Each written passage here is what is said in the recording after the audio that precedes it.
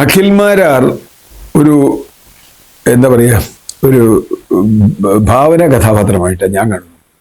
Social മീഡിയയിൽ നിൽക്കുന്ന ഒരു കഥാപാത്രം.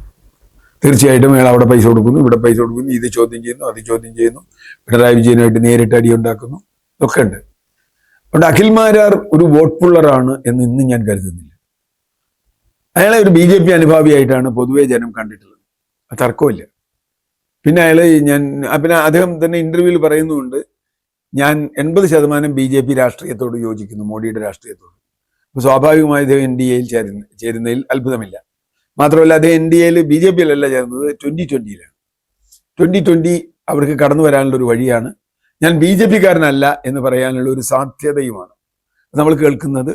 2020 സ്ഥാനാർത്ഥിയായി അഖിൽമാരാർ കൊട്ടാരക്കരയിലോ എവിടെയോ കൊണ്ട് മത്സരിക്കുന്നതാണ്.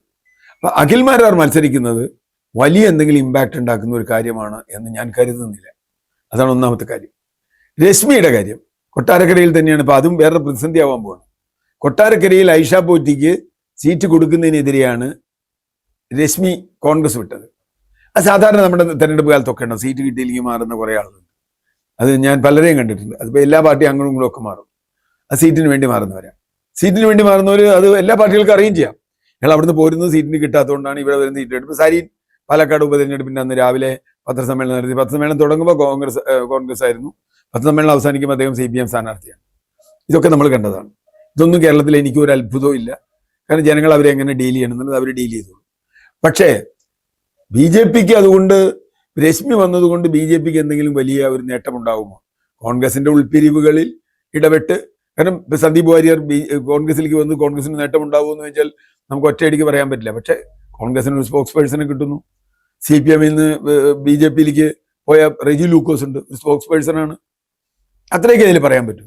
അതുകൊണ്ട് BJPക്ക് ഇതുകൊണ്ട് എന്തെങ്കിലും വലിയൊരു കുതിച്ചുചാട്ടം കേരളത്തിൽ ഉണ്ടാകും എന്ന് ഞാൻ പ്രതീക്ഷിക്കുന്നില്ല. കാരണം അടിസ്ഥാനപരമായി BJPയുടെ സംഘടനാശേഷിയും അവരുടെ വോട്ട് ബലവും വളരെ കുറവ് തന്നെയാണ് എല്ലാ സ്ഥലത്തും ഉള്ളത്.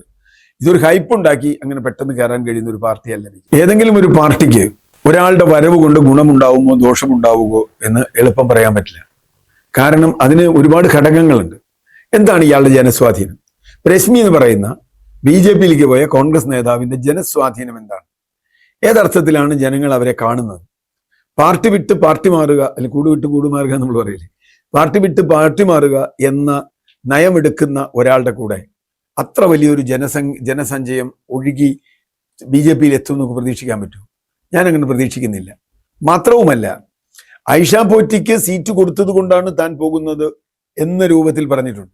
ഇതിന് അഖിൽമാരാറും വേറെ തരത്തിൽ പറഞ്ഞു. അഖിൽമാരാർ ഐഷ പോറ്റിക്കെതിരായി വലിയ ആരോപണം ഉന്നയിച്ചത്. ഇപ്പോൾ രശ്മി വരുമോ അഖിൽമാരാർ വരുമോ കൊട്ടാരക്കര എന്ന് എനിക്കറിയില്ല. രണ്ടുപേരും ഐഷ പോറ്റിയാണ് ടാർഗറ്റ് ചെയ്തത്. അതിന് ചെറിയൊരു ഗുണം കോൺഗ്രസ് ഉണ്ടെന്ന് ഞാൻ വിചാരിക്കുന്നു. കാരണം എന്താ വെച്ചാൽ ഐഷ പോറ്റി വിരുദ്ധ വോട്ടുകൾ, ഐഷ പോറ്റി കിട്ടാവുന്ന വോട്ടുകളുണ്ട്, കോൺഗ്രസിന്റെ വോട്ടോ അല്ലെങ്കിൽ വേറെ എന്തെങ്കിലും വോട്ടോ ഒക്കെ ഉണ്ടാവാം. ആ വോട്ട് ഒഴിച്ച് CPMൽ നിന്ന് ഏതെങ്കിലും വോട്ടുകൾ ഐഷ പോറ്റിക്ക് വരുമോ എന്നും നമുക്കറിയില്ല. അങ്ങനെ വരുമ്പോൾ അവിടുത്തെയുള്ള മത്സരത്തിൽ ഇത് ആരെ ഏത് തരത്തിൽ സഹായിക്കുമെന്നുള്ളത് വളരെ ലളിതമായ ഒരു ഉത്തരമായി നമുക്ക് കാണാൻ പറ്റില്ല. അതുകൊണ്ട് ഞാൻ പറഞ്ഞ രശ്മി വരുന്നത് കൊണ്ട് അഖിൽമാരാർക്ക് അവിടെ വരാതിരിക്കുകയും അഖിൽമാരാർ വേറെ ഏതെങ്കിലും സീറ്റിലേക്ക് പോകേണ്ടി വരികയും ചെയ്യുമോ? അതും പറയാൻ പറ്റില്ലല്ലോ. അഖിൽമാരാർ വേറെ ഏതെങ്കിലും സീറ്റിലേക്ക് പോകേണ്ടി വരികയാണെങ്കിൽ അല്ലേ രശ്മിക്ക് അവിടെ കൊട്ടാരക്കര മത്സരിക്കാൻ പറ്റും. അപ്പോൾ പ്രശ്നം ഇത് വ്യക്തിപരമായ ചില കാര്യങ്ങൾ മാത്രമാണ് എന്ന് സാധാരണ മനുഷ്യർ മനസ്സിലാക്കുന്നുണ്ട്. വ്യക്തിപരമായ വിടലാണ്. ഇപ്പോൾ പ്രേംകുമാർ കോൺഗ്രസ് CPMന്റെ ബന്ധം വിട്ട് കോൺഗ്രസിലേക്ക് വരുന്നു. പ്രേംകുമാർ വരുന്നതുകൊണ്ടൊരു വലിയ ജനക്കൂട്ടൊന്നും പ്രേംകുമാറിന്റെ കൂടെ വരുമെന്ന് ഞാൻ കണക്കാക്കുന്നില്ല. മാത്രമല്ല, വേണമെങ്കിൽ ഈ പറഞ്ഞതുപോലെ റസൂൽ പൂക്കുട്ടിയെ പോലെയുള്ള ആളുകൾ അല്ലെങ്കിൽ അതിനു മുമ്പുള്ള ആളുകൾ ചെയ്തതുമായി ബന്ധപ്പെട്ട് പ്രേംകുമാറിന് ആശാസമരം അതൊക്കെ പറയാം. നേരെ മറിച്ച് VSന്റെ PA ആയിരുന്ന മറ്റൊരാൾ, നമ്മുടെ ഇദ്ദേഹം വരുന്ന മലമ്പുഴയിൽ മത്സരിക്കാൻ വരുന്നു എന്ന് വെക്കുക. അദ്ദേഹം മത്സരിക്കാൻ വരുമ്പോൾ അതിൽ ചെറിയൊരു വ്യത്യാസമുണ്ട്. കാരണം VSന്റെ ഒരു വൈകാരികത അയാളുടെ കൂടെയുണ്ട്. അതുപോലെ പയ്യന്നൂരിൽ കുഞ്ഞികൃഷ്ണൻ സ്വതന്ത്ര സ്ഥാനാർത്ഥിയായി മത്സരിക്കുന്നുവെങ്കിൽ അതിൻ്റെ ഒരു വൈകാരികത അയാൾക്ക് അവിടെയുണ്ട്. നേരെ മറിച്ച് ഇപ്പൊ PK ശശി കോൺഗ്രസ് അങ്ങേയറ്റം എതിർത്ത വളരെ മോശപ്പെട്ട ഒരു ആരോപണം പെട്ട ഒരാളാണ്. PK ശശി സ്ഥാനാർത്ഥിയായിട്ട് വന്നാൽ അത് കോൺഗ്രസിന് ഗുണമായിരിക്കില്ല എന്ന് വിശ്വസിക്കുന്ന ഒരാളാണ്. കാരണം ഈ വക ആളുകൾ രാഹുൽ മാങ്കൂട്ടത്തിലിനെ പുറത്താക്കിയിട്ട് പി കെ ശശി അകത്തേക്ക് എടുക്കുക എന്ന് പറഞ്ഞാൽ എന്തായാലും വലിയ കഥകളെ ആ ചോദ്യം ആളുകൾ ചോദിക്കില്ലേ? രാഹുൽ മാങ്കൂട്ടം എന്ന് പറയുന്ന വളരെ ശക്തനായ യൂത്ത് കോൺഗ്രസ് അധ്യക്ഷനും MLA-യും ജനപ്രിയനും ഒക്കെ ആയിരുന്ന ഒരു ഘട്ടത്തിൽ അദ്ദേഹത്തെ പുറത്താക്കുകയും ഇപ്പുറത്ത് പി കെ ശശി എന്ന് പറയുന്ന വളരെ വിവാദ ഒരു ക്യാരക്ടറിനെ എടുക്കുകയും ചെയ്യുമ്പോൾ ചോദ്യം വരില്ലേ? അതുപോലെ തന്നെയാണ് ഞാൻ അഖിൽ മാരാരുടെ കാര്യത്തിലും കാണുന്നത്.